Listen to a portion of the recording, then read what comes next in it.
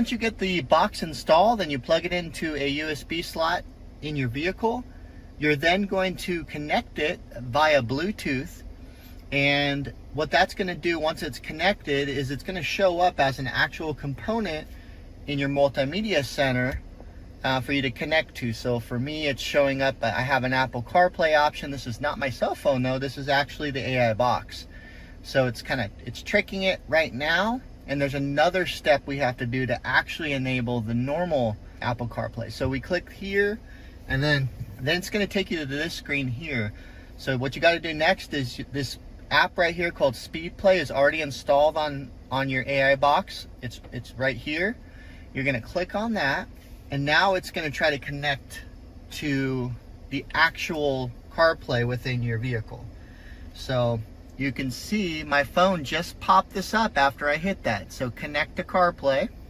Now the Bluetooth is no longer connected to the AI box, but if I actually come in here and search for CarPlay settings, you can see that it's actually connected to this SD audio.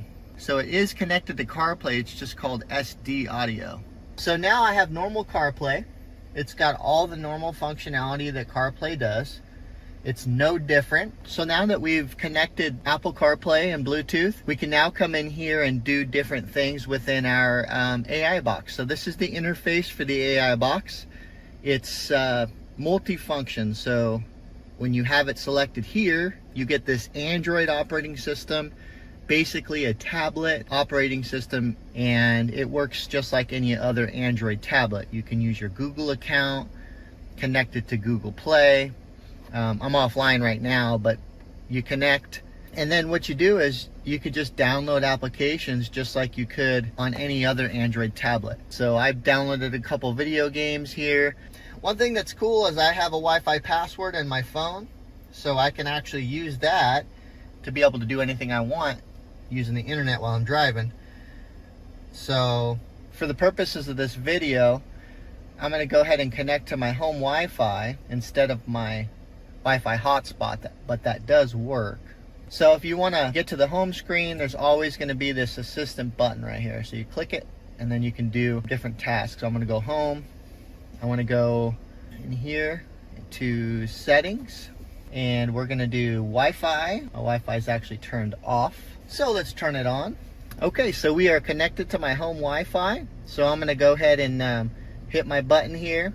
I'm going to go back home now that I'm connected. So you can go on YouTube. I have Facebook. You can play music through here. You can also install other Android applications through APK files. I put Messenger on here as well. So you can see a list of some of the other applications. So now I'm connected to my Wi-Fi hotspot. You can see this little symbol here means I'm connected to Wi-Fi. That is the Bluetooth signal that says I'm connected via Bluetooth. And then this is just the battery life of my phone. So I got a couple different apps on here. Of course, I got Netflix. You can log in here, play whatever you want. You can do that while you're driving or while you're sitting. It does not matter at all. It lets you do whatever you want whenever you want. I wouldn't recommend driving and watching TV, but it is an option.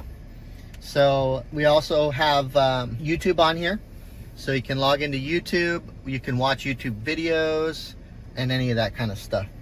And it works just fine while you're driving. The sound plays through Bluetooth audio, so it's going to come through your speakers, and it sounds perfectly. I haven't had any issues with the sound. No glitches, nothing weird. It always sounds crisp and good to go. Like I said before, this is your gateway to basically set up your Apple CarPlay. You know, so you'll have to get into that one time, and then once you get all this set up, when you get out of your car and you get into your car, it automatically syncs everything up. It just takes a second. So you're not going to have to do any actions every time you get in. It's going to do it by itself. You could do some other stuff here. Disney Plus works as well. I recommend doing this, looking at the system updates. So some of the settings, you know, normal stuff you'd see on an Android phone. So you can change your settings. I connected my Google account to this. Apple Play Store, like I said, link to your Google account. You can download anything that you want in there that would go on a normal tablet. Some of the settings, this is that floating button that you see right there. That's this. If you take that off, you can still access, you know, menus and stuff, but this makes it easier to kind of be able to have an area there to click on. You can set your language. You got some display settings here. Oops, same one. Other settings, Google account. You can restore factory settings. You can see my Bluetooth here.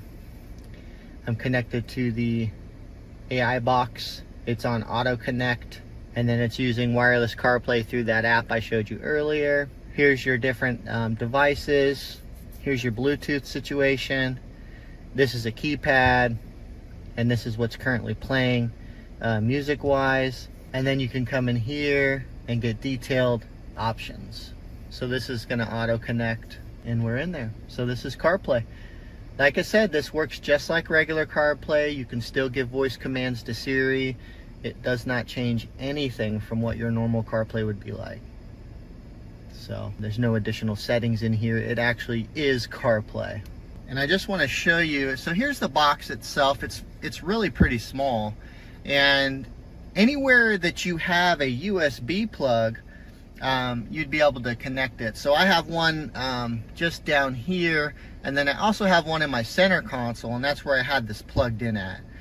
So it comes with a Type-C plug that's going to plug into this side, and then the other end is going to go into a USB. There's an SD mini slot.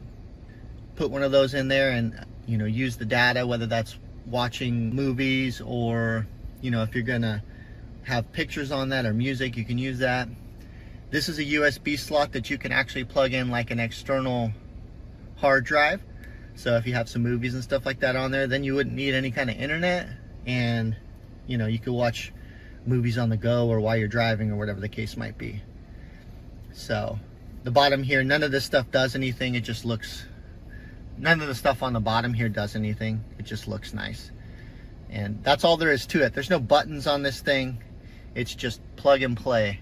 So one thing that is important to know, this gets very hot very fast. So, you know, you just got to be mindful of that. I have, you know, gone on hour-long drives and haven't really noticed any issue. I mean, it doesn't have any problems. But if you're on like a really extended road trip, you might need to give this thing a little bit of a breather. I don't know. It seems like it has good ventilation stuff on the sides, but like, it's in my hand right now. We just did what we did there, and it got pretty dang hot. So anyway, just something to consider. But I'm really happy with this. I think it's a super cool product, and to be able to watch YouTube videos, not necessarily watch them, but be able to listen to them and kind of glance over there and check them out when I'm driving is just awesome. So highly recommend it.